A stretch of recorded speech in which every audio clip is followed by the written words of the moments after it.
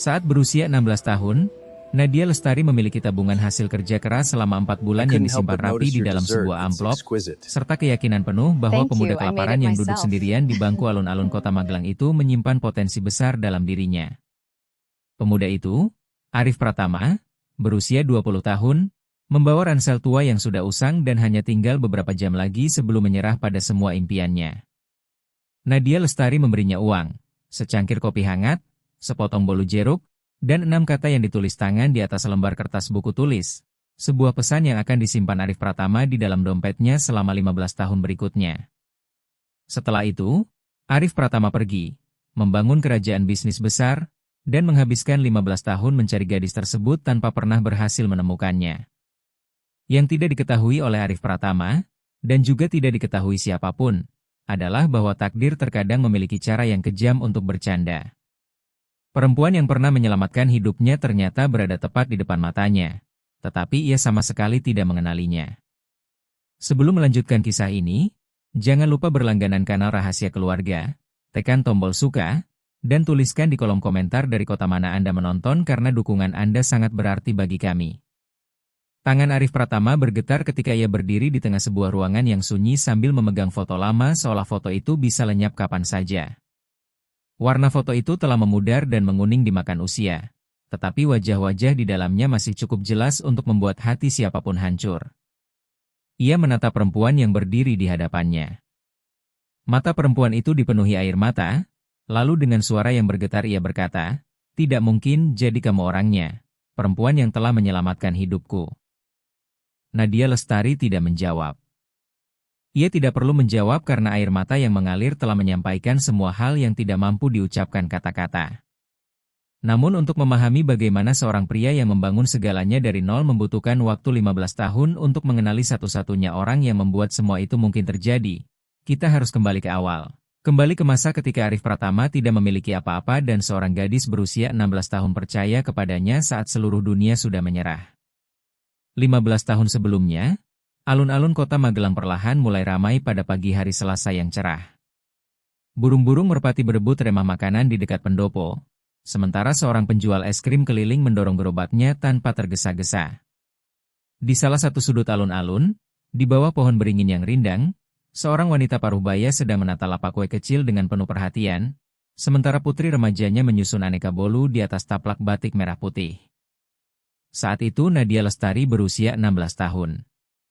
Rambut coklatnya diikat dengan pita merah, matanya yang gelap selalu terlihat seolah sedang memikirkan sesuatu yang lebih besar, dan senyumnya selalu hadir lebih dulu sebelum kata-kata keluar dari mulutnya. Ada sesuatu dalam dirinya yang membuat orang-orang memperhatikannya tanpa mampu menjelaskan alasannya. Ia memiliki ketenangan yang hangat dan murah hati, seolah dunia di sekelilingnya menjadi tempat yang lebih nyaman untuk ditinggali. "Ibu, lapisan gula bolu jeruk ini mulai meleleh," katanya sambil merapikan sepotong kue dengan spatula. "Pindahkan ke tempat yang lebih teduh," jawab Ibu Ratna Lestari tanpa mengangkat kepala. Matahari hari ini sangat terik. Nadia Lestari menuruti perkataan ibunya dan tepat pada saat itulah ia melihat seseorang. Seorang pemuda duduk sendirian di bangku kayu paling ujung alun-alun dengan punggung menghadap kolam air mancur. Usianya sekitar 20 tahun, dengan ransel tua terletak di antara kedua kakinya dan ekspresi yang langsung dikenali Nadia Lestari, bukan karena pengalaman, melainkan karena naluri. Itu adalah wajah seseorang yang telah mencapai batas terakhir, bukan batas kelelahan, melainkan batas harapan. Kedua sikunya bertumpu di lutut sementara wajahnya tertutup oleh kedua tangan. Ia tidak menangis. Keadaannya bahkan lebih buruk daripada itu. Ia duduk diam tanpa bergerak seolah telah berhenti melawan sesuatu yang selama ini menariknya ke bawah. Nadia Lestari memperhatikannya selama beberapa detik. Kemudian ia mengambil sepotong bolu jeruk yang dibungkus kertas makanan, menuangkan kopi hangat dari termos ke dalam gelas, lalu berjalan menghampiri bangku tersebut. "Maaf mengganggu," katanya sambil berhenti beberapa langkah di depan pemuda itu. "Tapi sejak saya datang tadi, kamu masih di sini dan belum makan apapun." Itu tidak biasa untuk hari Selasa. Pemuda itu perlahan mengangkat wajahnya. Mata pemuda itu berwarna coklat, tampak lelah, Menyimpan campuran antara harga diri yang terluka dan rasa syukur yang muncul ketika seseorang berhasil melihat luka yang selama ini berusaha disembunyikan. Saya tidak membutuhkan belas kasihan, katanya pelan.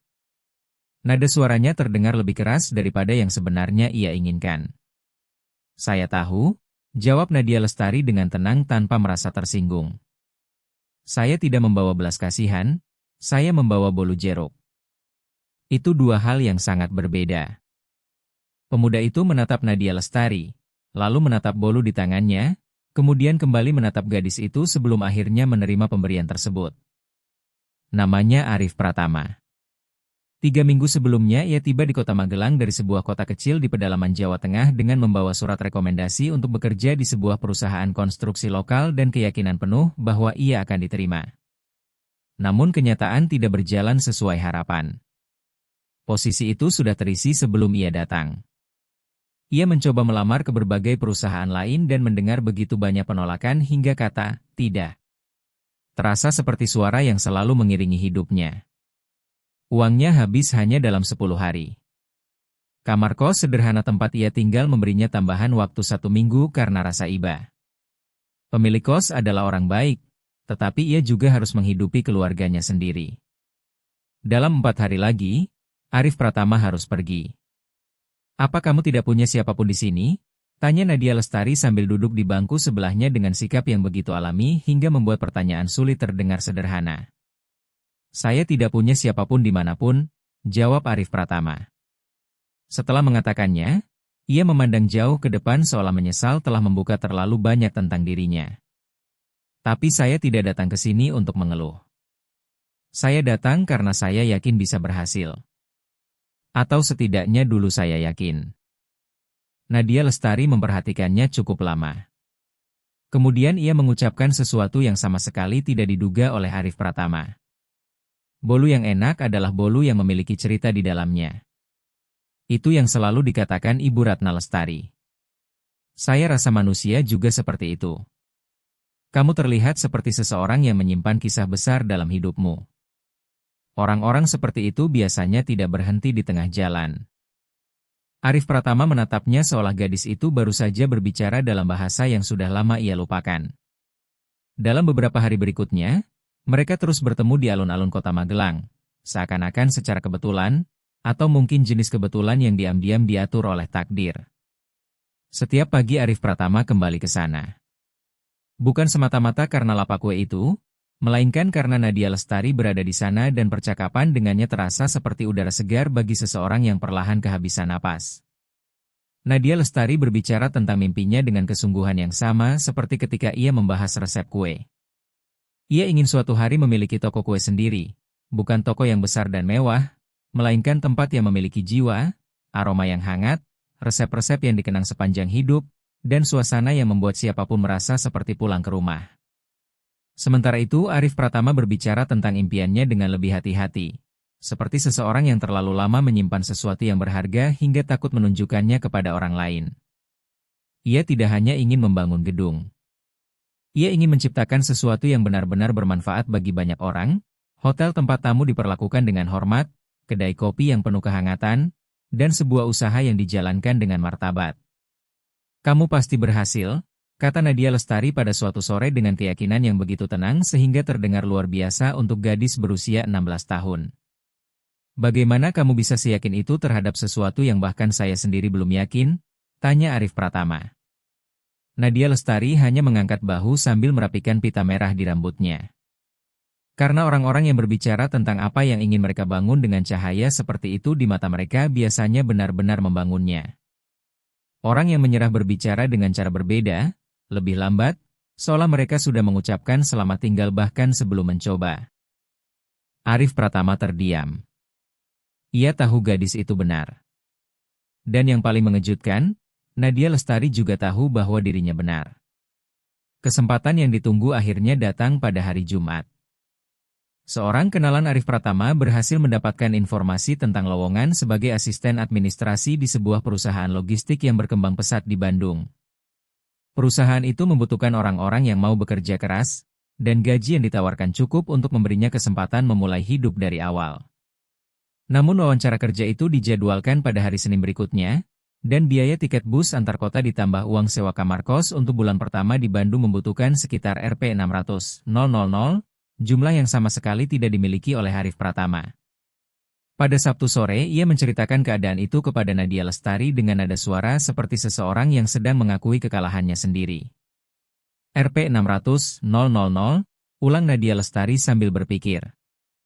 Mungkin masih ada kesempatan lain di sini, kata Arif Pratama, meskipun ia sendiri tidak percaya pada kata-katanya. Tidak harus di Bandung. Nadia Lestari tidak langsung menjawab. Ia hanya merapikan sisa-sisa kue di lapak sambil berpikir seperti biasanya. Arif Pratama sudah mengenal keheningan itu dan belajar menghargainya. Keesokan paginya, hari Minggu, Nadia Lestari datang ke alun-alun lebih awal dari biasanya. Di tangannya ada sebuah amplop. Ini Rp600.000, katanya sambil menyodorkan amplop tersebut. Ini tabungan saya selama 4 bulan. Awalnya saya ingin membeli mixer baru untuk membantu Ibu Ratna Lestari, tetapi mixer lama kami masih bisa digunakan. Kesempatan ini tidak. Arif Pratama menatap amplop itu seolah benda tersebut terlalu berbahaya untuk disentuh. Nadia Lestari, saya tidak bisa menerima ini. Saya tahu kamu bisa, jawab Nadia Lestari dengan tegas. Dan saya juga tahu suatu hari nanti kamu akan mengembalikannya saat sudah mampu. Tetapi kalaupun tidak apa-apa. Yang penting bukan uangnya. Kalau begitu apa yang penting? Tanya Arif Pratama. Nadia Lestari mengambil secari kertas buku tulis dari saku celemeknya. Dengan tinta biru dan tulisan tangan yang rapi sedikit miring ke kanan, ia telah menuliskan sesuatu di sana. Ia menyerahkan kertas itu bersama amplop tersebut. Arif Pratama membukanya perlahan. Di atas kertas itu tertulis, pergilah jauh. Saya percaya padamu. Ia menatap 6 kata itu cukup lama hingga kehilangan rasa tentang waktu. Ketika akhirnya mengangkat kepala, ia melihat mata Nadia Lestari mulai berkaca-kaca, tetapi senyumnya tetap hadir seperti biasa, selalu lebih cepat daripada kata-kata. Suatu hari nanti saya akan kembali untuk berterima kasih. Kata Arif Pratama dengan kesungguhan yang jauh lebih dewasa daripada usianya. Itu janji saya. Saya tahu, jawab Nadia Lestari lembut. Sekarang pergilah. Kamu harus mengejar bus. Pada Senin pagi pukul 6, Arif Pratama berangkat menuju Bandung. Nadia Lestari tidak datang ke terminal bus untuk mengantarnya karena perpisahan seperti itu bukan bagian dari kisah mereka. Mereka mengucapkan selamat tinggal di bawah pohon beringin di alun-alun kota Magelang ketika matahari baru terbit dan burung-burung masih belum banyak beraktivitas. Arif Pratama pergi membawa Rp600.000, sebuah ransel tua, dan secari pesan yang tersimpan di saku celananya. Malam itu juga, sebelum tertidur di kursi bus, ia memindahkan kertas tersebut ke dalam dompetnya dengan sangat hati-hati, tempat di mana kertas itu akan tetap berada selama 15 tahun berikutnya. Sementara itu, Nadia Lestari kembali ke lapak kue, membantu Ibu Ratna Lestari menata taplak batik merah putih, menyusun kue-kue pada tempatnya, mengisi termos kopi, dan ketika pelanggan pertama datang pagi itu, ia tersenyum seperti biasanya. Namun ketika takdir memutuskan untuk mempertemukan dua orang, ia tidak pernah terburu-buru. Takdir memiliki kesabaran yang panjang dan kadang membiarkan dunia berputar selama 15 tahun penuh sebelum mengembalikan dua hati ke tempat yang sama. Putaran berikutnya segera dimulai. 15 tahun mampu mengubah hampir segalanya. Waktu mengubah seorang pemuda yang penuh keraguan menjadi pria berwibawa. Waktu mengubah janji sederhana menjadi tekad yang nyata. Waktu mengubah Rp600.000 menjadi jaringan hotel dan kedai kopi yang tersebar di 11 provinsi Indonesia. Dan waktu juga mengubah seorang gadis 16 tahun dengan pita merah di rambutnya menjadi seorang perempuan yang tidak pernah berhasil ditemukan. Meskipun Arif Pratama telah berusaha keras mencarinya. Ia bahkan menyewa detektif swasta sebanyak 3 kali. Dalam 2 kesempatan berbeda, ia berkeliling kota-kota kecil di berbagai daerah dengan alasan survei pasar. Pada suatu sore tahun 2019 di Pasar Rakyat Purwokerto, ia berdiri selama 40 menit di depan sebuah lapak kue hanya karena melihat taplak merah putih yang mengingatkannya pada masa lalu. Hatinya bereaksi lebih cepat daripada logikanya. Namun perempuan itu bukan Nadia Lestari. Tidak pernah Nadia Lestari. Seiring berjalannya waktu, nama Nadia Lestari berubah menjadi sesuatu yang berada di antara kenangan dan doa di dalam hati Arif Pratama. Arif Pratama bukan tipe pria yang suka membicarakan hal-hal seperti itu, tetapi Ibu Sri Pratama, ibunya, selalu mengetahuinya. Seorang ibu biasanya mengetahui rahasia yang paling dalam disimpan anaknya, justru karena itulah beban yang paling berat. "Kamu masih mencarinya, ya?" tanya Ibu Sri Pratama suatu malam saat makan malam tanpa mengalihkan pandangan dari piringnya. Itu bukan pertanyaan, melainkan pernyataan. "Saya sedang mencari peluang pasar baru di daerah," jawab Arif Pratama sambil memotong makanan dengan ketelitian yang sebenarnya tidak diperlukan. Ibu Sri Pratama hanya menyesap air minumnya lalu tidak berkata apa-apa lagi. Ia juga pandai menyimpan sesuatu di dalam hati. Sementara itu, Pratama Hospitality telah berkembang hingga mencapai semua hal yang pernah dibayangkan oleh Arif Pratama. Bukan dari segi ukuran, karena kenyataannya perusahaan itu sudah jauh melampaui impian yang pernah dimilikinya saat berusia 20 tahun di sebuah kota kecil. Yang terpenting adalah nilai-nilai yang tetap terjaga, hotel-hotel tempat para staf mengenal tamu dengan nama mereka, kedai kopi yang menyajikan minuman dengan perhatian seperti resep keluarga yang diwariskan turun-temurun, serta kehangatan yang selalu ia janjikan kepada dirinya sendiri untuk tidak pernah hilang, tidak peduli berapa banyak kesalahan yang muncul dalam laporan keuangan. Seluruh tim menghormati prinsip itu, kecuali Maya Widyastuti. 4 tahun sebelumnya, Maya Widyastuti direkrut sebagai direktur pemasaran oleh seorang pencari bakat yang menyebutnya sebagai profesional paling tajam di bidangnya. Dan memang benar demikian. Tidak ada yang bisa membantah kemampuannya.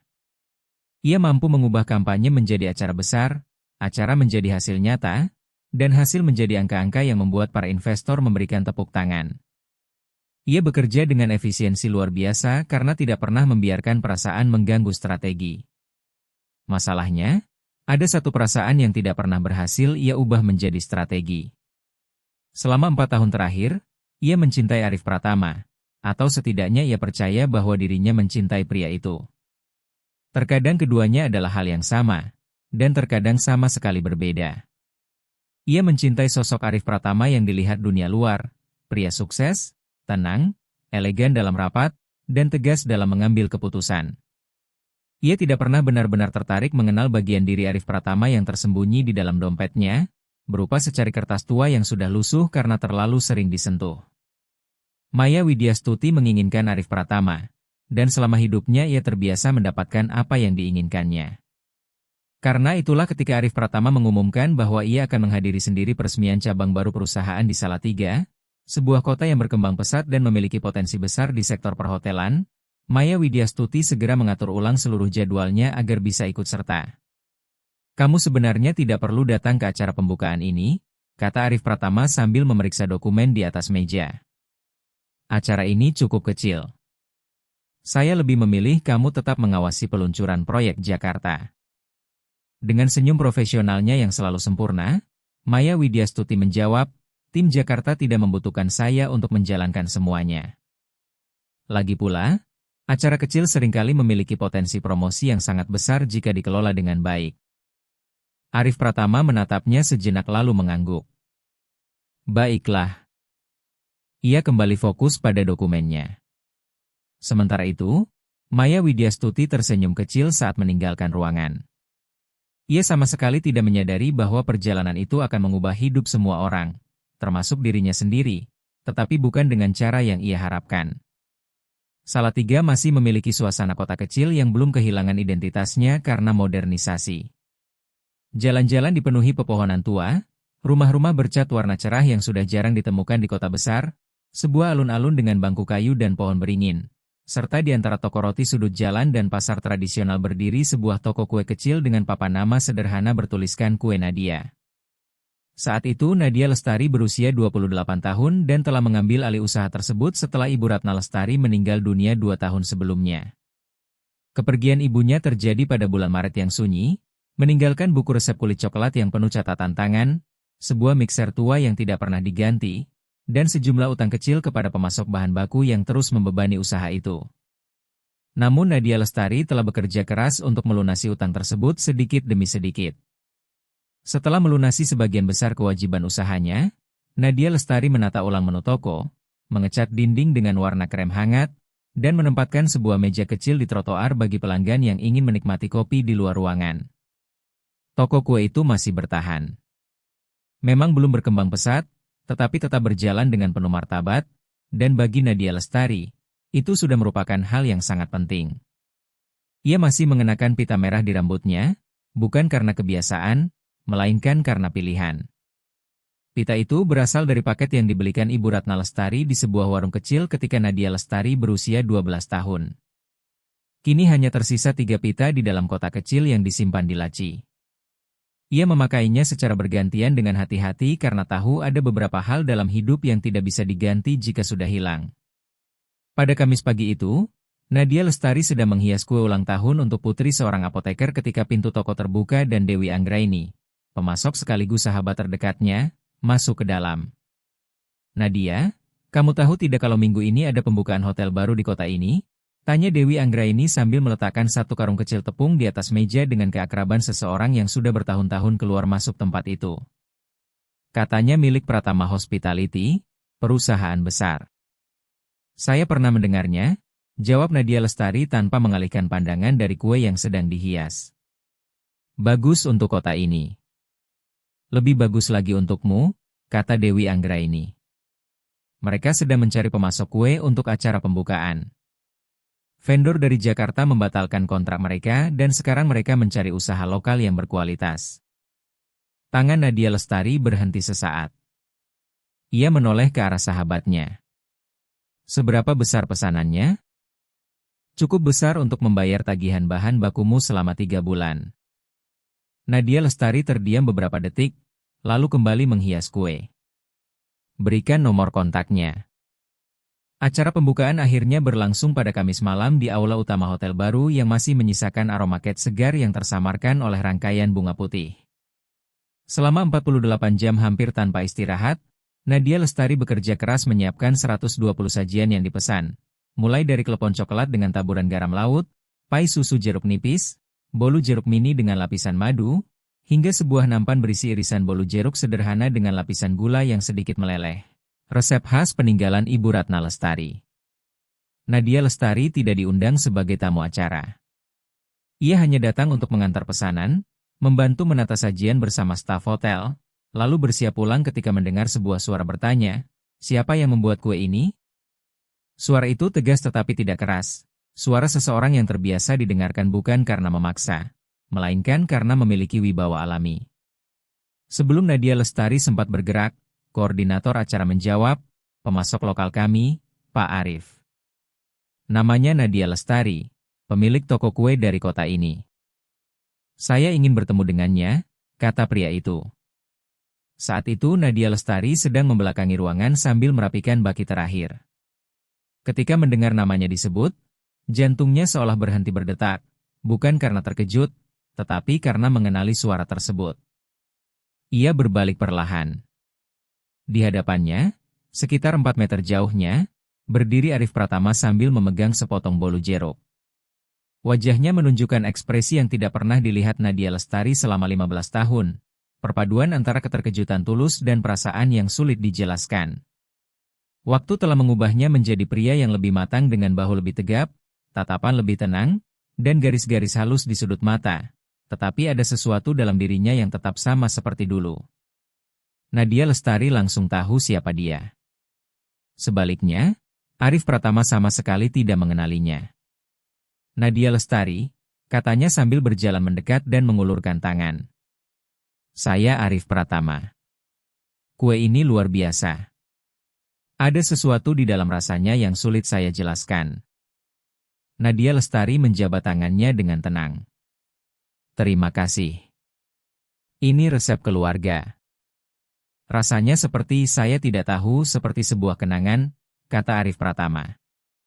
Ia tersenyum tipis, sedikit canggung terhadap dirinya sendiri. "Maaf, saya sering menjadi terlalu filosofis kalau makan kue yang enak." Nadia Lestari tersenyum. "Tidak perlu minta maaf. Kue yang enak adalah kue yang memiliki cerita di dalamnya.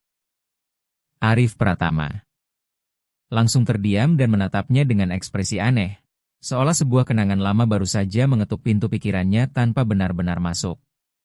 Seolah-olah sebuah kalimat dari bahasa yang telah lama terlupakan tiba-tiba terdengar begitu akrab selama sesaat, lalu menghilang terlalu cepat untuk bisa ditangkap. Itu benar, kata Arif Pratama lebih pelan. Di sisi lain aula, Maya Widyastuti memperhatikan seluruh kejadian itu sambil memegang segelas minuman bersoda dan senyum yang tidak pernah benar-benar sampai ke matanya. Malam itu Nadia Lestari meninggalkan hotel dengan hati yang dipenuhi pertentangan. Selama bertahun-tahun ia telah membayangkan kemungkinan bertemu kembali dengan Arif Pratama, atau lebih tepatnya membiasakan diri dengan kemungkinan bahwa mereka tidak akan pernah bertemu lagi karena itulah kenyataan yang paling mudah diterima. Yang tidak pernah ia bayangkan adalah berdiri hanya beberapa meter dari pria itu, melihat tatapan yang masih menyimpan kelembutan yang sama dan mendengar suara yang diam-diam telah ia simpan dalam ingatannya selama bertahun-tahun. Ia berjalan sendirian menuju kue Nadia melewati jalan-jalan kota yang tenang tetapi tidak pernah benar-benar tidur. Sesampainya di depan toko, ia berdiri beberapa menit memandangi pintu yang tertutup. Arif Pratama tidak mengenalinya. 15 tahun telah mengubah gadis kecil dengan pita merah menjadi seorang wanita yang tidak pernah berhasil ditemukan olehnya karena ia bahkan tidak tahu siapa yang sebenarnya sedang ia cari. Nadia Lestari membuka pintu toko, masuk ke dalam, menyalakan lampu redup di bagian belakang, lalu duduk di bangku kecil di balik meja kasir dan mengambil keputusan yang akan mengubah hidup mereka berdua. Ia tidak akan mengatakan apapun, setidaknya belum sekarang. Ia ingin Arif Pratama memilih dirinya karena dirinya yang sekarang, bukan karena apa yang pernah ia lakukan 15 tahun lalu. Jika memang ada sesuatu yang nyata di antara mereka, maka ia ingin perasaan itu tumbuh tanpa utang budi, tanpa rasa kasihan, tanpa beban masa lalu yang memengaruhi masa kini sebelum masa kini memiliki kesempatan untuk hidup. Itu adalah risiko besar. Namun sejak muda Nadia Lestari telah belajar bahwa hal-hal yang paling berharga selalu membutuhkan keberanian. Di luar toko kue, jalanan tetap tenang. Pohon beringin di alun-alun bergoyang perlahan diterpa angin malam dan di suatu tempat di dalam dada Arif Pratama, sebuah kenangan yang tidak bisa ia jelaskan mulai berdenyut semakin kuat. Takdir telah menempatkan semua bidaknya di atas papan permainan. Kini hanya waktu yang menentukan kapan semuanya bergerak. Arif Pratama bukan pria yang bertindak berdasarkan dorongan sesaat. Setiap keputusan dalam hidupnya selalu dipikirkan dengan hati-hati karena ia tahu bahwa kesalahan memiliki harga yang mahal bagi seseorang yang tidak memiliki tempat untuk jatuh. Setiap kontrak yang ditandatangani, setiap hotel yang dibuka, setiap ekspansi yang disetujui selalu melewati proses analisis yang panjang hingga timnya sering menyebutnya secara diam-diam sebagai kesabaran khas Arif Pratama. Namun keesokan pagi setelah acara pembukaan hotel, bahkan sebelum sempat menikmati kopi paginya, ia mendapati dirinya berjalan menuju toko kue di pusat kota. Tidak ada alasan logis yang bisa menjelaskan tindakannya. Yang ada hanyalah rasa bolu jeruk yang masih tertinggal di lidahnya dan satu kalimat yang terus terngiang di dalam pikirannya seperti lonceng yang berbunyi di ruangan sunyi. Kue yang enak adalah kue yang memiliki cerita di dalamnya. Ia tidur dengan kalimat itu dan bangun dengan kalimat yang sama. Pada akhirnya ia menyerah untuk mencari alasannya. Saat tiba sekitar pukul 8 pagi, papan tanda kue Nadia sudah terbuka. Aroma yang keluar dari pintu setengah terbuka adalah jenis aroma yang selama bertahun-tahun coba ditiru hotel-hotel mewah dengan berbagai teknologi mahal namun tidak pernah berhasil. Wangi vanila asli, mentega hangat, dan aroma jeruk yang lembut bercampur menjadi satu. Arif Pratama mendorong pintu dan masuk. Di balik meja kerja, Nadia Lestari mengenakan celemek putih sambil fokus menghias sebuah pai dengan gerakan tangan yang tenang dan terampil. Pita merah menahan rambutnya agar tidak jatuh ke wajah. Ia tidak mendengar kedatangan tamunya. Arif Pratama berdiri memandanginya beberapa detik lebih lama daripada yang seharusnya. "Ada yang bisa saya bantu?" tanya Nadia Lestari tanpa mengangkat kepala dari pekerjaannya. "Secangkir kopi, kalau ada." Nadia Lestari mengangkat wajahnya dan melihat siapa yang berdiri di depan. Ada sesuatu yang melintas cepat di matanya, terlalu cepat untuk dikenali. Namun sesaat kemudian senyumnya muncul seperti biasa, hangat dan tenang. "Tentu ada. Silakan duduk di mana saja." Keesokan paginya Arif Pratama datang lagi. Lalu datang lagi pada pagi berikutnya. Pada kunjungan ketiganya, Nadia Lestari bahkan sudah menyiapkan secangkir kopi di meja sebelum ia sempat memesannya. Pada kunjungan kelima, Arif Pratama datang membawa pertanyaan tentang pemasok biji kakao yang katanya ia cari untuk kepentingan pekerjaan, atau setidaknya itulah alasan yang ia berikan kepada dirinya sendiri. Pada kunjungan ketujuh, mereka menghabiskan hampir 40 menit membahas apa yang membuat sebuah resep mampu bertahan dari generasi ke generasi. Bahkan pada hari itu Arif Pratama sampai lupa menjadwalkan ulang sebuah rapat penting yang akhirnya terlewat begitu saja. Timnya mulai menyadarinya, tetapi orang pertama yang benar-benar memperhatikan perubahan itu adalah Maya Widyastuti. "Kamu pergi ke toko kue itu lagi?" tanyanya suatu sore dengan nada yang terdengar biasa saja, meskipun sebenarnya ia sedang mencari jawaban untuk pertanyaan yang berbeda. "Saya bekerja dari sana saat sarapan," jawab Arif Pratama sambil membuka laptop. Tempatnya nyaman untuk berpikir. "Kalau begitu saya ikut besok?" tanya Maya Widyastuti. "Tidak perlu.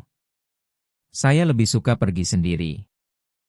Maya Widyastuti tidak berkata apa-apa lagi, tetapi sorot matanya mengatakan banyak hal.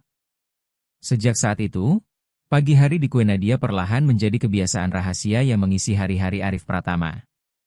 Ia datang setiap pukul 8 pagi, terkadang lebih awal. Kadang ia memesan kopi, kadang sepotong bolu, dan kadang hanya duduk sambil menghangatkan kedua tangannya di sekitar cangkir sementara Nadia Lestari bekerja dan mereka mengobrol. Ada sesuatu dalam percakapan mereka yang tidak pernah ia temukan di ruang rapat manapun. Kejujuran tanpa formalitas dan kehangatan tanpa kepura-puraan. Nadia Lestari berbicara tentang toko kuenya dengan kasih sayang yang tenang seperti seseorang yang merawat sesuatu yang rapuh.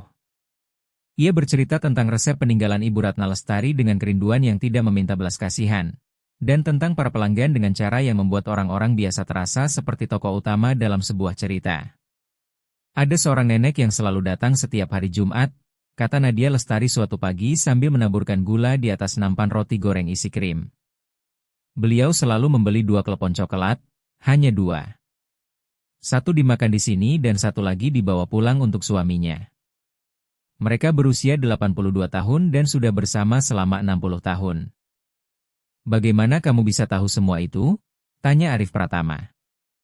"Karena saya bertanya," jawab Nadia Lestari sederhana. Orang-orang senang ketika ada yang benar-benar ingin mendengarkan. Arif Pratama terdiam sejenak. "Kamu bertanya seperti itu kepada semua orang?" Nadia Lestari menatapnya dengan tenang.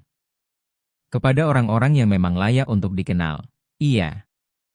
Ada sesuatu dalam jawaban itu yang tidak bisa dijelaskan oleh Arif Pratama, tetapi ia merasa seolah ada makna lain yang tersembunyi di balik kata-kata tersebut. Suatu sore ketika hujan gerimis turun perlahan, Arif Pratama datang ke toko di luar jam biasanya. Nadia Lestari sedang sendirian. Pintu toko hampir tertutup untuk menahan angin dingin dan ia sedang berusaha memperbaiki rak di dinding samping yang roboh sehingga menjatuhkan beberapa toples berisi rempah-rempah. Lantai dipenuhi kayu manis, cengkeh, dan pecahan kaca. "Jangan masuk," seru Nadia Lestari saat mendengar pintu terbuka. "Nanti kamu menginjak pecahan kaca." "Saya sudah masuk," jawab Arif Pratama. Ketika Nadia Lestari menoleh, ia melihat pria itu sudah berjongkok sambil mengumpulkan pecahan kaca yang besar dengan hati-hati. "Kamu tidak perlu melakukan itu." "Saya tahu," jawab Arif Pratama dengan nada yang tanpa ia sadari sama persis seperti nada yang pernah digunakan Nadia Lestari 15 tahun lalu saat menyerahkan amplop berisi tabungannya. "Ada sapu?" Nadia Lestari terdiam sesaat lalu mengambil sapu dari belakang toko. Mereka membersihkan lantai bersama dalam keheningan yang terasa akrab, jenis kedekatan yang lahir bukan karena waktu yang panjang, melainkan karena perhatian yang tulus. Setelah selesai, Nadia Lestari membuat 2 cangkir kopi dan mereka duduk berdampingan di balik meja sambil memandangi hujan yang menetes di kaca depan toko. Setelah beberapa saat menikmati keheningan yang nyaman, Arif Pratama bertanya, "Apa kamu bahagia di sini?"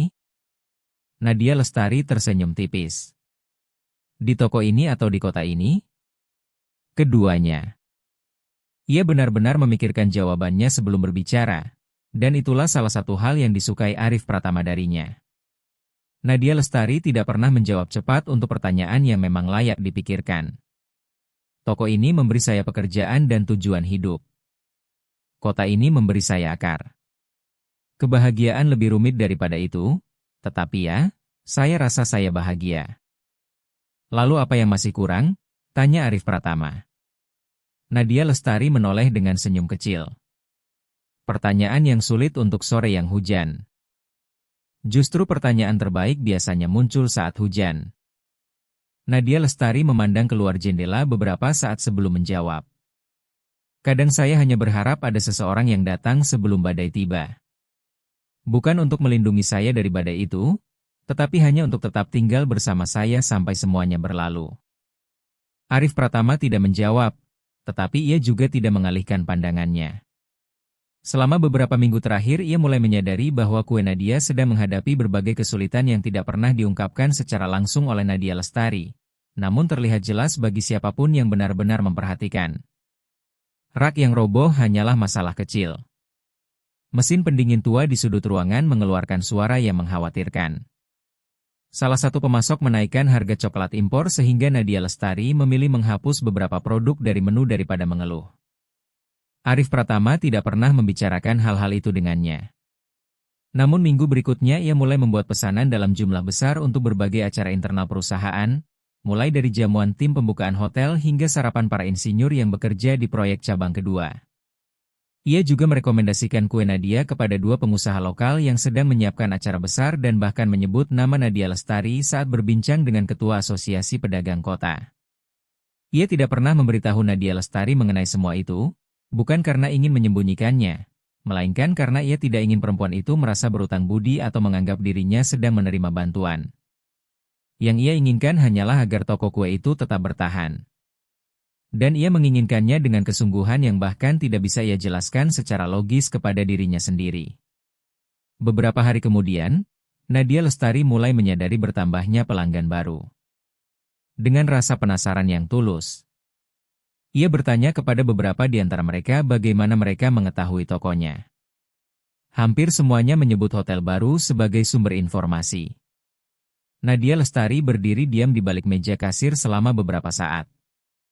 Wajahnya tidak menunjukkan keterkejutan, melainkan seperti seseorang yang mengenali pola lama yang pernah ia lihat bertahun-tahun lalu dari sisi yang berbeda. Ia tidak mengatakan apa-apa kepada Arif Pratama. Namun keesokan paginya, ketika pria itu datang tepat pukul 8, ia menemukan secangkir kopi dan sepotong bolu jeruk telah menunggunya di meja. Di bawah piring terdapat secari kertas kecil yang dilipat rapi. Arif Pratama membukanya perlahan. Dengan tulisan tangan yang tegas dan sedikit miring ke kanan tertulis kalimat sederhana, "Terima kasih untuk semua hal yang kamu pikir tidak saya ketahui." Arif Pratama membacanya 2 kali. Matanya terpaku pada bentuk tulisan itu. Ada sesuatu yang terasa sangat akrab, tetapi ia tidak mampu menjelaskan apa. Perasaan itu tidak berasal dari masa kini. Dengan hati-hati ia melipat kembali kertas tersebut dan menyimpannya di saku jas. Malam harinya, sebelum tidur, tanpa sadar ia memindahkan kertas itu ke dalam dompetnya dan menyelipkannya tepat di samping pesan lama yang telah menemaninya selama 15 tahun. Pada Kamis sore berikutnya, Maya Widyastuti datang ke kue Nadia seorang diri tanpa memberitahu Arif Pratama. Ia masuk dengan langkah mantap seperti seseorang yang merasa berhak berada di tempat itu sebelum meminta izin. Ia memesan secangkir kopi yang hampir tidak disentuhnya, lalu mengamati seluruh ruangan dengan tatapan seorang penilai properti yang sedang memeriksa bangunan kecil. Ketika Nadia Lestari meletakkan cangkir di depannya, Maya Widyastuti tersenyum dengan keramahan yang tampak terlalu terukur untuk menjadi tulus. "Kamu melakukan pekerjaan yang bagus di sini," katanya. "Tempat ini sangat menawan untuk kota sekecil ini." "Terima kasih," jawab Nadia Lestari dengan sopan santun alami seseorang yang melayani orang lain karena memang menyukainya, bukan karena ingin mengesankan siapapun. "Arif Pratama sering memuji kue-kue buatanmu," lanjut Maya Widyastuti setelah jeda singkat yang disengaja sebelum menyebut nama pria itu. "Dia sangat murah hati memberikan pujian ketika menyukai sesuatu, atau seseorang." Nadia Lestari menatapnya dengan tenang. "Syukurlah. Dia pelanggan yang baik." "Hanya pelanggan?" tanya Maya Widyastuti sambil tersenyum tipis. Dia datang ke sini setiap hari. Nadia Lestari. Itu bukan perilaku pelanggan biasa. Itu perilaku seseorang yang menyukai kopi yang sangat enak. Dengan gerakan lembut namun penuh makna, Maya Widyastuti meletakkan cangkirnya kembali di atas meja. Saya hanya ingin kamu tahu, katanya sambil sedikit merendahkan suara, bahwa Arif Pratama adalah pria yang hidup di dunia yang sangat besar dan sangat sibuk. Kadang-kadang orang salah menafsirkan perhatian yang dia berikan. Bukan karena niat buruk, tetapi karena dunia tempat dia hidup dan dunia tempat orang lain hidup seringkali sangat berbeda. Keheningan memenuhi ruangan. Nadia Lestari menatapnya selama beberapa saat tanpa kehilangan ketenangannya sedikit pun. Kemudian ia berkata dengan suara lembut yang sama sekali tidak terganggu, apakah Anda ingin tambah kopi atau Anda sudah akan pergi? Maya Widyastuti mengambil tasnya, menampilkan senyum tipis yang kali ini memperlihatkan giginya. Saya akan pergi. Terima kasih untuk kuenya. Setelah itu ia berjalan keluar tanpa terburu-buru, meninggalkan keheningan yang terasa jauh lebih berat daripada sebelumnya. Nadia Lestari terus menatap pintu yang baru saja tertutup. Ia tidak marah. Untuk pertama kalinya dalam beberapa hari terakhir, yang ia rasakan adalah ketakutan. Bukan terhadap Maya Widyastuti, melainkan terhadap dirinya sendiri dan betapa besar arti yang telah ia berikan pada pagi-pagi sederhana yang diisi secangkir kopi dan percakapan bersama Arif Pratama. Namun hati tidak pernah meminta izin kepada rasa takut sebelum mengambil keputusan. Dan pada malam yang sama, tanpa menyadarinya, Arif Pratama juga sedang mengambil keputusan yang belum pernah ia ucapkan dengan kata-kata, tetapi sudah tercermin dalam setiap tindakannya. Badai sedang mendekat dan tidak satupun dari mereka siap menghadapinya. Maya Widyastuti bukan perempuan yang bertindak secara impulsif. Justru sifat itulah yang selama ini ia anggap sebagai kesamaan terbesar antara dirinya dan Arif Pratama. Dua profesional yang rasional, dua kehidupan yang tampak cocok, dua perjalanan yang dibangun melalui kerja keras dan ketekunan. Semuanya terlihat masuk akal, hampir seperti rumus yang sempurna. Masalahnya, perasaan tidak pernah tunduk pada logika. Dan Nadia Lestari adalah variabel yang tidak pernah dimasukkan Maya Widyastuti ke dalam perhitungannya. Selama 2 minggu setelah acara pembukaan hotel, Maya Widyastuti mengamati. Ia sangat ahli dalam hal itu. Mengawasi tanpa terlihat, mengumpulkan informasi tanpa membuat siapapun sadar bahwa sedang diamati. Ia melihat Arif Pratama datang ke kue Nadia hampir setiap pagi dan pulang dengan ekspresi yang lebih ringan, lebih tenang, sesuatu yang tidak pernah berhasil ia ciptakan selama 4 tahun bekerja sangat dekat dengannya. Ia mendengar nama Nadia Lestari muncul dalam percakapan yang sama sekali tidak berkaitan dengan pemasok atau urusan bisnis. Ia melihat Arif Pratama beberapa kali menatap keluar jendela hotel ke arah jalan utama kota dengan tatapan yang terlalu sering untuk disebut kebetulan. Dan seperti biasanya ketika sebuah faktor tak terduga mulai mengancam hasil yang telah ia rencanakan, Maya Widyastuti mulai bekerja. Penyelidikannya berlangsung diam-diam dan efisien. Dalam waktu 3 hari ia telah mengumpulkan cukup banyak informasi untuk membangun sebuah cerita. Ia menemukan bahwa kue Nadia pernah memiliki tunggakan kepada pemasok sebelum hotel baru dibuka. Ia mengetahui bahwa jumlah pelanggan meningkat setelah Arif Pratama mulai sering datang dan merekomendasikan toko tersebut kepada banyak orang. Ia juga menemukan catatan lama bahwa bertahun-tahun sebelumnya Nadia Lestari pernah mengirim permohonan kerja sama bisnis kepada perusahaan yang kini menjadi bagian dari Pratama Hospitality. Permohonan itu pernah dicatat dalam sistem lama sebagai pengajuan kemitraan yang tidak memenuhi kriteria dan kemudian diarsipkan oleh seorang staf administrasi yang sudah lama tidak bekerja di sana. Maya Widyastuti memandangi catatan itu cukup lama sebelum mulai menyusun versinya sendiri tentang kisah tersebut. Ia mengumpulkan tangkapan layar percakapan dari beberapa grup pengusaha lokal yang menyebut nama Nadia Lestari dalam konteks yang jika dipisahkan dari keseluruhan cerita dapat terdengar seperti upaya mencari keuntungan pribadi. Ia juga mengingat komentar seseorang dalam siaran daring gosip lokal yang pernah mengatakan bahwa pemilik toko kue di pusat kota memiliki hubungan yang sangat baik dengan pihak hotel baru. Semua potongan informasi itu kemudian disusun rapi dalam sebuah berkas. Maya Widyastuti memahami bahwa untuk membelokkan kebenaran, seseorang tidak selalu membutuhkan kebohongan. Terkadang cukup dengan menyajikan fakta yang tidak lengkap. Setelah semuanya siap, ia hanya perlu menunggu waktu yang tepat. Kesempatan itu datang pada hari Senin. Selama akhir pekan, Arif Pratama tetap berada di Salatiga dan menunda kepulangannya ke Jakarta dengan alasan yang tidak dipertanyakan siapapun karena performa cabang baru sangat baik dan suasana hatinya juga terlihat jauh lebih cerah. Pagi itu, sebelum rapat pertama dimulai, ia kembali mengunjungi kue Nadia. Nadia Lestari sedang menerima kiriman bahan baku. Ia berdiri membelakangi pintu sambil memeriksa faktur dengan dahi sedikit berkerut. "Pemasok ini salah menagihmu," kata Arif Pratama setelah melihat lembar tagihan di tangannya. "Harga bahan ini 2 kali lebih mahal dibanding bulan lalu." Nadia Lestari berbalik dan tampak sedikit terkejut karena pria itu berdiri begitu dekat. "Saya tahu. Saya akan menelepon mereka dan menyelesaikannya." Kemudian ia tersenyum tipis. "Tapi terima kasih." Dalam percakapan singkat itu tersimpan sesuatu yang menggambarkan hubungan mereka dengan sempurna. Nadia Lestari tidak membutuhkan seseorang untuk menyelamatkannya. Dan Arif Pratama tidak sedang mencoba menjadi penyelamat.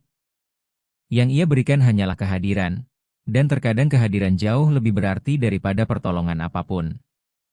Dan justru perbedaan kecil yang hampir tidak akan diperhatikan oleh kebanyakan orang itulah yang membuat Arif Pratama terus kembali setiap pagi. Hari itu mereka menikmati kopi di meja kecil di trotoar depan toko sementara sinar matahari pagi masih terasa lembut. "Apa kamu akan tinggal lebih lama di kota ini?" tanya Nadia Lestari sambil memandang jalanan di depannya, bukan ke arah pria yang duduk di sebelahnya. Arif Pratama tersenyum tipis. "Saya butuh alasan yang lebih baik untuk pergi." Nadia Lestari menundukkan pandangan ke cangkir kopinya dan tersenyum kecil. Arif Pratama memperhatikan senyum itu lebih lama daripada yang seharusnya. Tepat pada saat itulah telepon genggamnya bergetar. Sebuah pesan dari Maya Widyastuti muncul di layar. "Saya perlu menunjukkan sesuatu yang penting sebelum kamu mengambil keputusan yang bisa merugikan perusahaan. Hubungi saya saat sempat." Pertemuan itu berlangsung pada sore hari di ruang rapat pribadi hotel. Maya Widyastuti meletakkan sebuah map di atas meja dengan kehati-hatian seseorang yang sedang menyampaikan laporan resmi. Dan memang itulah cara ia menyajikannya, sebagai laporan yang profesional dan objektif. "Saya tidak melakukan ini dengan senang hati," katanya memulai. Kalimat itu mengandung bentuk kebenaran yang paling nyaman baginya karena sebagian dari dirinya memang berharap tidak perlu melakukan semua ini. "Tetapi kamu adalah rekan kerja saya sebelum menjadi apapun yang lain, dan saya akan lalai jika tidak memberitahumu." Arif Pratama mendengarkan dalam diam ketika Maya Widyastuti mulai menunjukkan berbagai dokumen dan informasi yang telah dikumpulkannya. Catatan lama mengenai upaya Nadia Lestari menghubungi perusahaan bertahun-tahun lalu, kondisi keuangan toko kue yang pernah mengalami kesulitan, meningkatnya jumlah pelanggan setelah kedekatannya dengan Arif Pratama, serta berbagai komentar yang telah dipotong dari konteks aslinya. "Dia melihatmu sebagai sebuah kesempatan," kata Maya Widyastuti dengan nada yang terdengar seolah penuh penyesalan. "Ini bukan berarti dia orang jahat.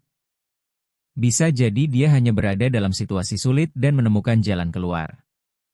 Itu bisa dimengerti. Tetapi kamu berhak mengetahui semuanya." Arif Pratama memandangi berkas-berkas itu cukup lama. Maya Widyastuti mengenalnya dengan sangat baik. Ia tahu kapan pria itu benar-benar terguncang, bukan dari ekspresi wajahnya karena Arif Pratama selalu mampu mengendalikan ekspresi, melainkan dari diamnya. Saat sesuatu menyentuh bagian terdalam dirinya, ia akan menjadi sangat tenang dan tidak bergerak sama sekali. Dan saat itu ia sedang seperti itu. "Terima kasih sudah menunjukkan ini kepada saya," katanya akhirnya. Maya Widyastuti meninggalkan ruangan dengan jantung berdebar cepat. Ia yakin telah melakukan apa yang perlu dilakukan. Kini ia hanya perlu menunggu hasilnya. Keesokan paginya, Nadia Lestari langsung merasakan perubahan itu.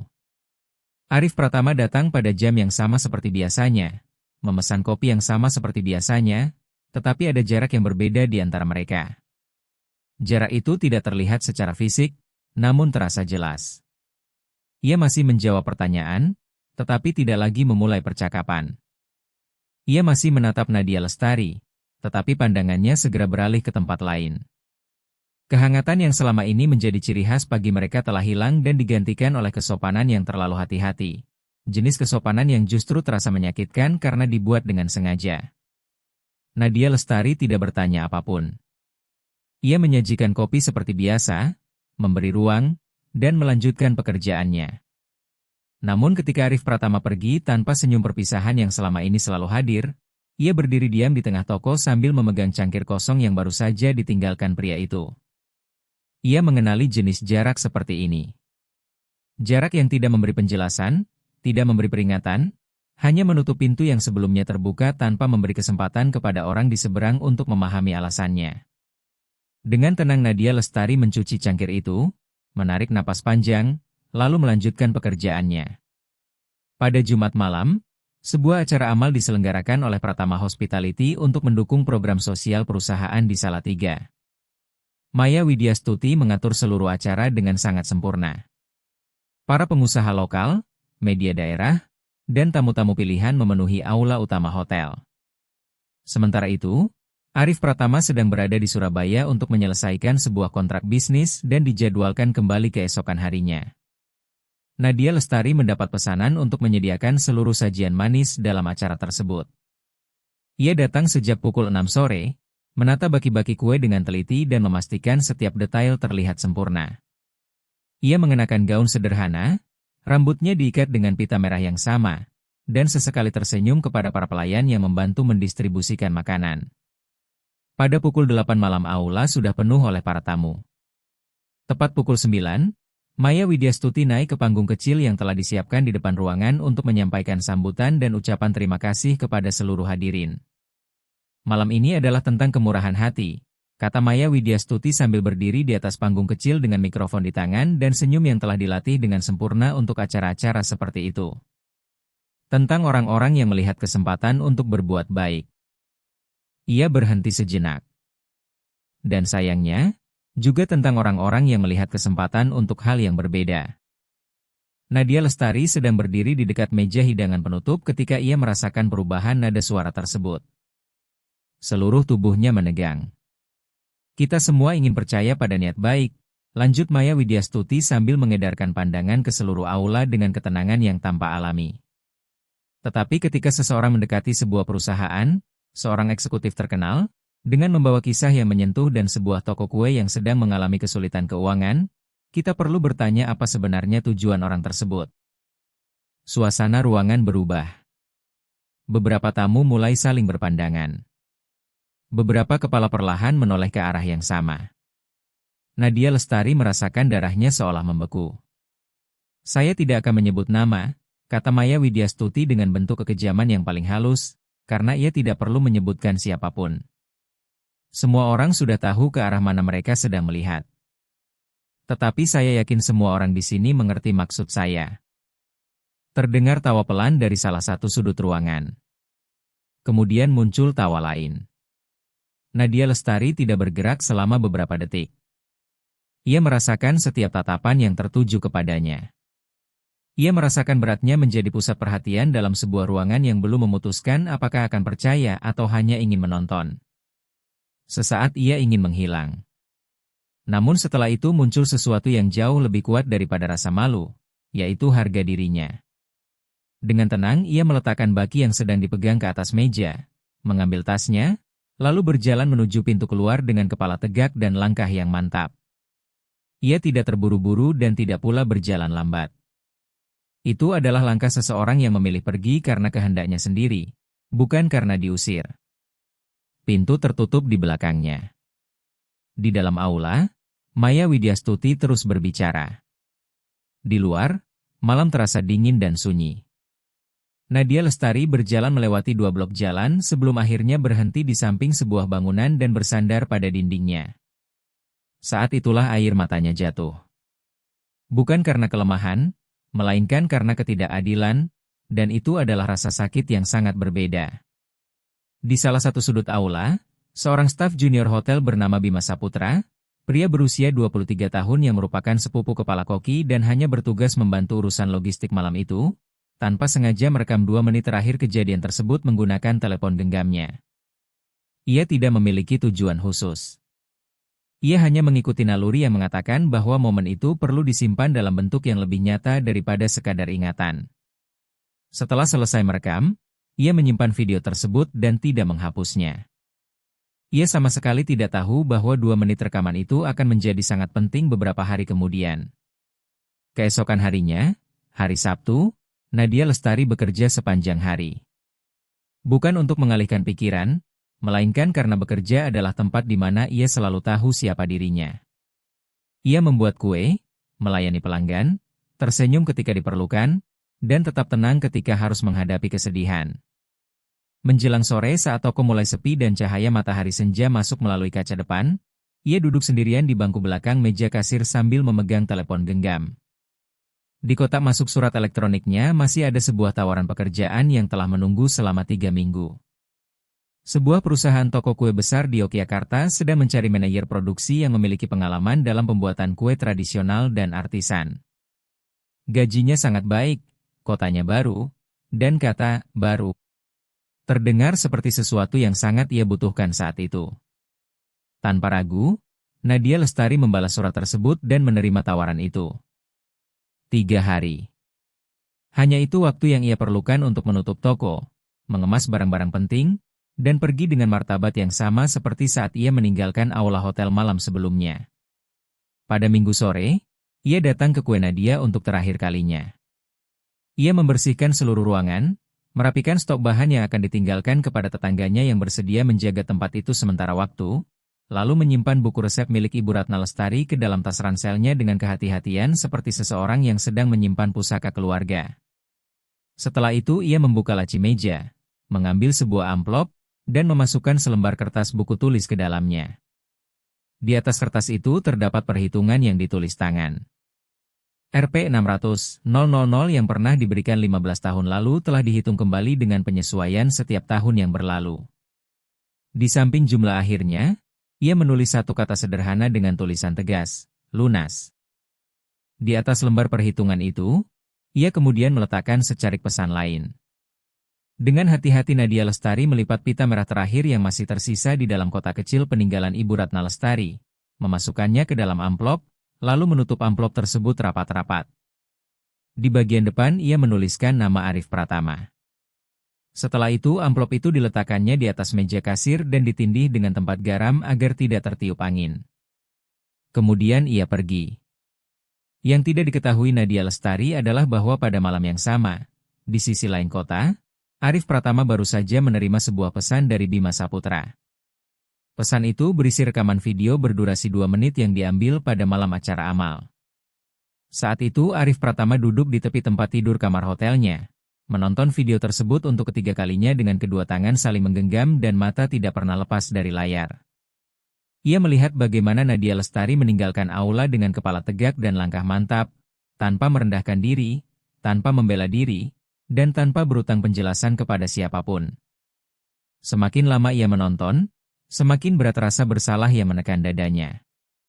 Bukan hanya karena ia tidak berada di sana untuk membelanya, tetapi juga karena beberapa hari sebelumnya ia sendiri telah menjauh dari perempuan itu dengan sikap dingin yang sama, mempercayai dokumen dan cerita yang bahkan tidak pernah ia periksa sendiri, tanpa memberinya kesempatan sedikit pun untuk menjelaskan.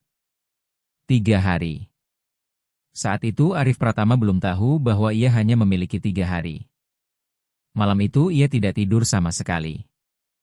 Video dari Bima Saputra diputarnya berulang kali. 4 kali. 5 kali. Sampai ia kehilangan hitungan. Setiap kali tayangan sampai pada momen ketika Nadia Lestari mengambil tasnya dan berjalan menuju pintu dengan martabat yang tetap utuh, ia merasakan sesuatu yang menggerogoti dirinya dari dalam. Itu bukan hanya kemarahan, meskipun kemarahan memang ada. Yang paling kuat adalah rasa malu yang hanya muncul ketika seseorang menyadari bahwa dirinya pernah bersikap pengecut dan baru memahami hal itu setelah semuanya terlambat. Ia telah mempercayai berkas, potongan informasi, dan cerita yang disusun dengan sangat rapi. Ia mempercayai setengah kebenaran yang jauh lebih meyakinkan daripada kebohongan biasa. Dan karena itu ia menjauh dari Nadia Lestari tanpa penjelasan, tanpa pertanyaan, tanpa memberinya kesempatan untuk berbicara.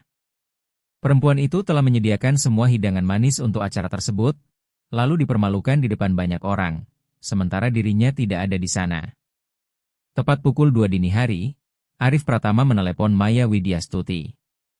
Panggilan itu dijawab pada dering kedua, dan hal itu saja sudah cukup untuk menunjukkan betapa ia sebenarnya sedang menunggu. Video dari acara itu, kata Arif Pratama tanpa basa-basi. Bisakah kamu menjelaskan apa yang sebenarnya terjadi? Hening beberapa saat. Saya hanya mengatakan apa yang perlu dikatakan, jawab Maya Widyastuti dengan ketenangan yang kali ini terdengar berbeda. Bukan lagi ketenangan, melainkan pertahanan diri. Saya melindungi perusahaan. Dan kamu mempermalukan orang yang tidak bersalah di depan puluhan tamu, potong Arif Pratama dengan suara rendah tetapi sangat tegas. Itu bukan perlindungan. Ia berhenti sejenak sebelum melanjutkan. Dan semua dokumen yang kamu tunjukkan kepada saya. Besok pagi saya ingin setiap sumber, setiap tangkapan layar, setiap dokumen diverifikasi ulang di meja saya. Semuanya. Maya Widyastuti tidak menjawab. Selamat malam, kata Arif Pratama lalu menutup telepon. Pagi Senin, bahkan sebelum memeriksa ulang seluruh berkas yang diberikan Maya Widyastuti, Arif Pratama langsung menuju Kue Nadia. Namun ketika tiba di sana, ia mendapati toko itu tertutup. Bukan tertutup karena jam operasional belum dimulai, melainkan tertutup dengan keheningan yang berbeda, keheningan sebuah tempat yang baru saja ditinggalkan. Ia mengintip melalui kaca jendela. Rak-rak tampak kosong, lampu padam, dan di meja kecil luar ruangan 2 kursi sudah dibalikkan ke atas meja. Ia tetap mengetuk pintu. Tidak ada jawaban. Kemudian ia mencari tetangga sebelah, seorang nenek berambut putih yang sedang merawat tanaman paku di depan rumahnya. Nadia Lestari, tanya wanita tua itu dengan ekspresi yang mencampurkan rasa khawatir dan kehati-hatian. Dia datang kemarin sore. Dia menitipkan kunci kepada saya dan bilang akan pergi dalam 3 hari. 3 hari dihitung sejak kapan? Tanya Arif Pratama cepat. Sejak kemarin. Arif Pratama membeku sesaat. Apakah ibu tahu dia akan pergi kemana? Yogyakarta, jawab wanita itu sambil membetulkan pot tanaman di tangannya. Kamu mengenalnya? Ya, jawab Arif Pratama. Singkat sebelum pergi tanpa memberi kesempatan untuk pertanyaan berikutnya. Kini hanya tersisa 2 hari. Sisa hari itu ia habiskan untuk membongkar satu persatu cerita yang telah dibangun Maya Widyastuti. Bersama tim hukum perusahaan, ia memeriksa ulang setiap sumber, setiap tangkapan layar, setiap dokumen, dan setiap klaim yang selama ini telah membuatnya meragukan Nadia Lestari. Satu persatu fakta yang sebelumnya tampak kuat mulai menunjukkan bentuk aslinya. Semuanya hanyalah potongan-potongan kebenaran yang dipisahkan dari konteksnya lalu dijahit menjadi sebuah cerita yang sebenarnya tidak pernah ada. Permohonan kerjasama yang pernah diajukan Nadia Lestari kepada perusahaan bertahun-tahun lalu ternyata hanyalah pengajuan kemitraan bisnis biasa yang diarsipkan oleh seorang staf administrasi karena dianggap tidak sesuai dengan profil perusahaan saat itu.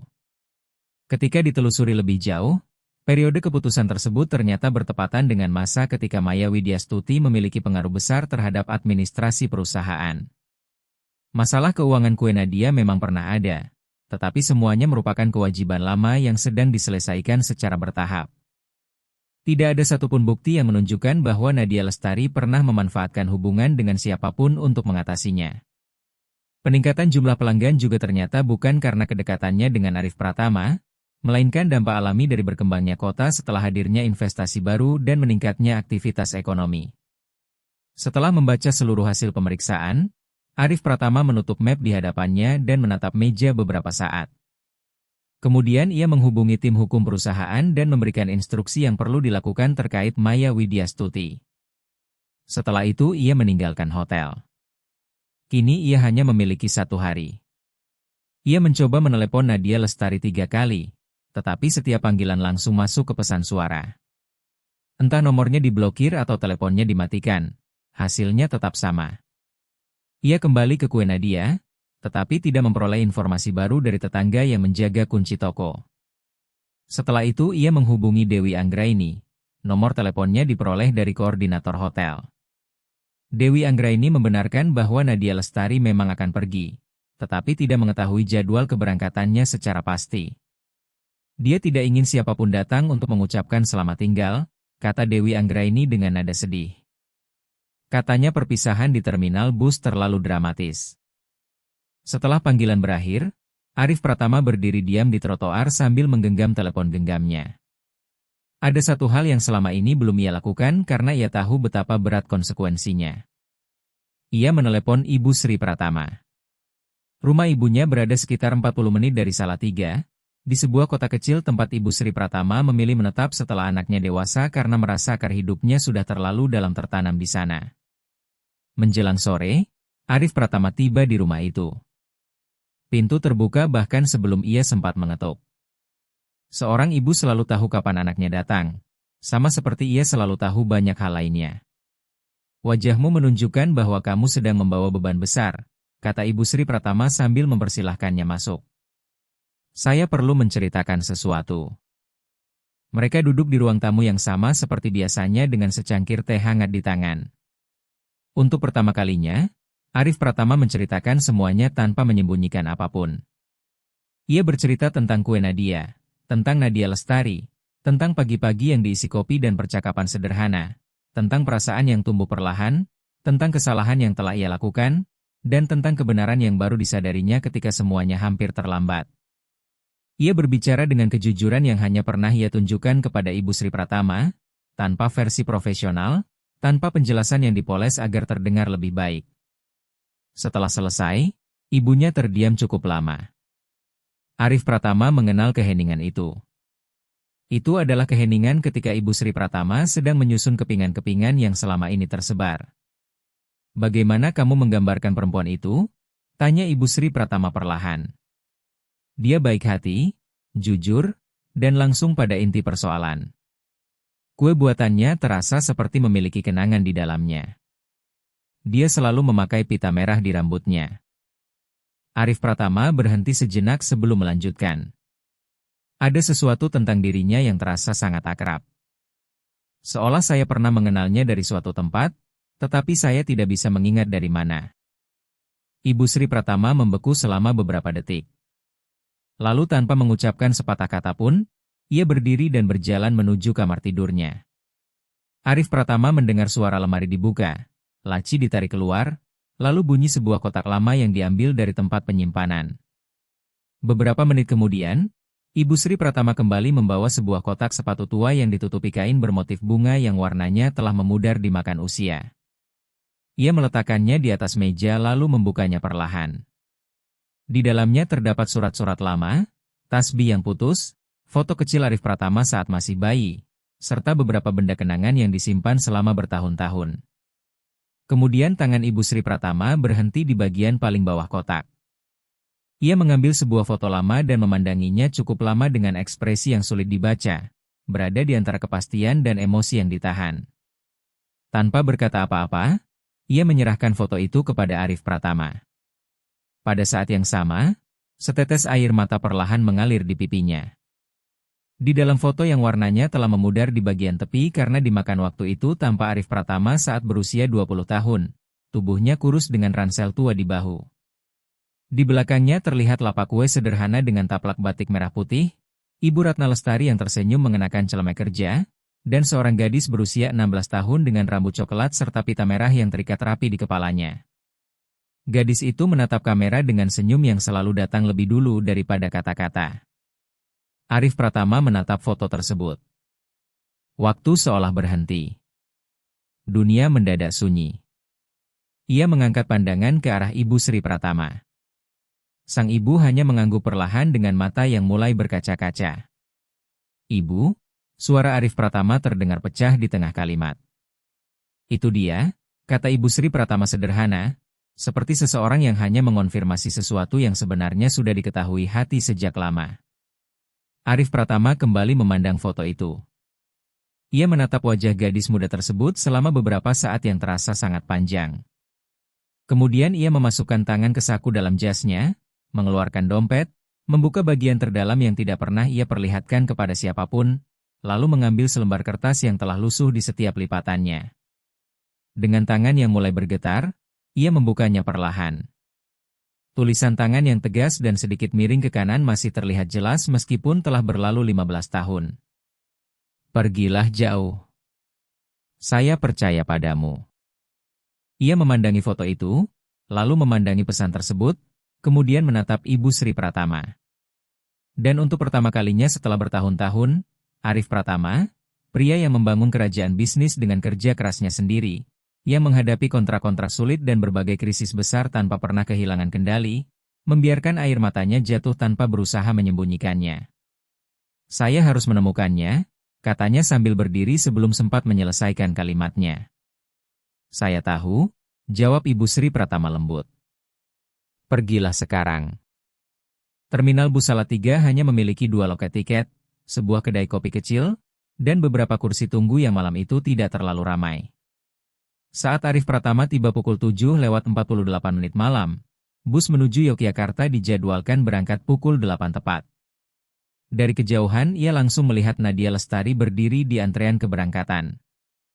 Ia membelakangi kerumunan dengan ransel di punggung dan koper kecil di sampingnya. Rambutnya terurai bebas tanpa pita merah. Dan entah mengapa, ketiadaan pita itu terasa menyakitkan bagi Arif Pratama lebih dari yang bisa ia jelaskan. Nadia, panggilnya. Nadia Lestari berbalik. Ia memandangnya tanpa menunjukkan keterkejutan, seolah sebagian dari dirinya memang sudah tahu bahwa pria itu akan datang. Arif Pratama berjalan mendekat hingga berhenti beberapa langkah di depannya. Dari saku dalam jasnya ia mengeluarkan 2 benda, foto lama dan pesan yang telah menemaninya selama 15 tahun. Ia menyerahkan keduanya kepada Nadia Lestari. Begitu melihat foto tersebut, mata Nadia Lestari langsung dipenuhi air mata. Air mata yang datang tanpa meminta izin. Kemudian ia melihat pesan itu, tulisan tangannya sendiri, kertas yang pernah disentuhnya sekali 15 tahun lalu di alun-alun kota Magelang dan tidak pernah dilihat lagi sejak saat itu. Saya mencarimu selama 15 tahun, kata Arif Pratama dengan suara yang selama ini selalu bisa ia kendalikan, tetapi kini tidak lagi patuh kepadanya. Saya mencoba menemukanmu lebih sering daripada yang bisa saya hitung. Dan ketika kamu berdiri tepat di depan saya bahkan tidak mampu mengenalimu. Nadia Lestari belum menjawab. Semua yang saya bangun, lanjut Arif Pratama, berawal dari dirimu. Dari pesan ini. Dari sepotong bolu jeruk pada suatu pagi di alun-alun kota Magelang ketika saya merasa tidak layak berada di sana. Ia berhenti sejenak. Saya tidak punya alasan untuk membela diri karena telah mempercayai apa yang ditunjukkan kepada saya tanpa bertanya langsung kepadamu. Saya tidak punya pembenaran. Saya hanya punya satu janji, bahwa saya tidak akan pernah lagi gagal melihatmu. Nadia Lestari memandangnya cukup lama sebelum akhirnya berbicara dengan suara yang bergetar tetapi tidak pecah. Saya tahu siapa kamu pada detik pertama kamu masuk ke aula hotel malam itu. Ia menarik napas perlahan. Saya tidak mengatakan apa-apa karena saya tidak ingin kamu datang kepada saya karena merasa berutang budi. Saya ingin tahu apakah kamu akan memilih saya karena diri saya yang sekarang, tanpa masa lalu yang memengaruhi keputusanmu. Arif Pratama menatapnya dalam-dalam. Sekarang kamu sudah mendapatkan jawabannya. Nadia Lestari menunduk menatap pesan lama yang masih berada di tangan Arif Pratama. Kamu menyimpan pesan ini di dompetmu setiap hari selama 15 tahun, bisik Nadia Lestari sambil menatap kertas tua yang masih berada di tangan Arif Pratama. Ia memejamkan mata sesaat. Ketika membukanya kembali, di sana ada sosok gadis 16 tahun dari foto lama itu sekaligus wanita dewasa yang selama ini berdiri di balik meja kue Nadia. Saya sudah mendapatkan jawabannya, katanya pelan. Arif Pratama melangkah mendekat untuk terakhir kalinya. Ketika mereka saling berpelukan di terminal bus kecil itu, dengan bus menuju Yogyakarta masih menunggu keberangkatan dan 15 tahun penantian akhirnya menemukan ujungnya, tidak ada lagi apapun yang berdiri di antara mereka selain masa kini. Dan itulah satu-satunya hal yang sejak awal diinginkan Nadia Lestari. 3 minggu kemudian, Arif Pratama mengumpulkan para karyawan, pengusaha lokal, dan warga kota dalam acara peresmian resmi sebuah kedai kopi baru. Di layar besar terpampang foto lama yang selama ini disimpan Ibu Sri Pratama. Dengan mikrofon di tangan dan Nadia Lestari duduk di barisan depan. Arif Pratama menceritakan seluruh kisah mereka tanpa menyembunyikan satu bagian pun. Banyak orang melihat saya dan hanya melihat pengusaha sukses yang saya menjadi hari ini, katanya. Tetapi tidak banyak yang tahu bahwa semuanya berawal karena seorang gadis muda memberi saya sepotong bolu jeruk saat saya kelaparan. Ketika tidak ada seorang pun yang percaya kepada saya, dia percaya. Ketika saya tidak memiliki apa-apa, dia memberikan segalanya yang ia miliki. Setelah mengucapkan kalimat itu, Arif Pratama meletakkan mikrofon di atas meja lalu berlutut di hadapan Nadia Lestari. Seluruh ruangan mendadak sunyi. 15 tahun lalu saya datang terlambat, katanya sambil menatap perempuan yang dicintainya. Saya tidak akan terlambat lagi. Nadia Lestari tertawa sebelum air matanya jatuh.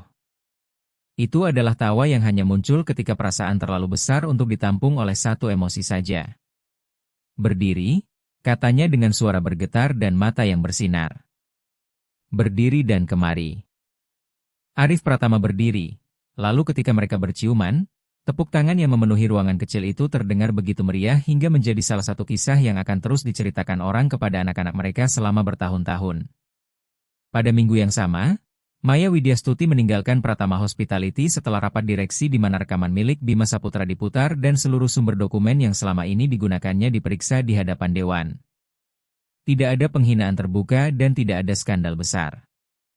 Arif Pratama bukan orang yang mencari balas dendam, bahkan kepada seseorang yang pernah menyakitinya. Namun konsekuensi tetap ada, tenang tetapi permanen, dan seringkali itulah bentuk keadilan yang paling bertahan lama.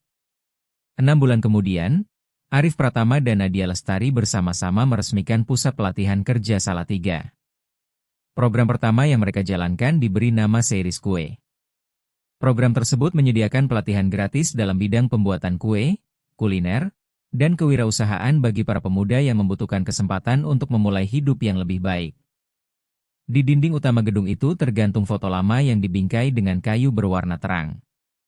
Di bawahnya terdapat sebuah plakat logam sederhana bertuliskan, satu tindakan kebaikan kecil dapat mengubah hidup seseorang untuk selamanya.